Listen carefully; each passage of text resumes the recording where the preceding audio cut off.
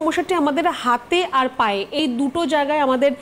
দেখা দিয়ে থাকে। আমাদের যে নার্ভগুলো রয়েছে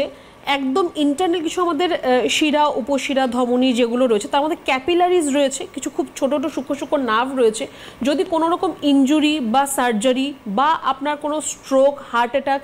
এর থেকে যদি আপনার কোনো ধরনের এই জায়গার মধ্যে কোনো আপনার ব্লাড সার্কুলেশন আটকে যায়, বন্ধ হয়ে যায়, আপনার সেটা হাতে হতে পারে বা আপনার পায়ের দিকে হতে পারে, সেখানে আপনার ওই জায়গাটা দেখবেন আস্তে আস্তে আপনার হোয়াইট সাদা হয়ে যাচ্ছে, তারপর সেই জায়গাটা রেডিশ একটা কালার হবে, তারপর আপনার জায়গাটা ব্লু কালার হবে আপনার স্কিনের ওপরে, আর স্কিনটা একটু আপনার হালকা একটু চকচকে একটু গ্লসি মতো মনে হবে আপনার, কিন্তু সেই জায়গাটা আপনার রক্ত সঞ্চালন হচ্ছে না, তার জন্য আপনার যে সেলগুলো ড্যামেজ হচ্ছে, আপনার যে কোষগুলো নষ্ট হয়ে যাচ্ছে। আর ওই পার্টিকুলার জায়গা হয়তো গোটা হাত জুড়ে নয়, হাতের কিছুটা জায়গায় আপনার এই সমস্যাটা হচ্ছে, সেখানে আপনার একটা তীব্র ব্যথা মানে খোঁচা লাগার মতো ব্যথা,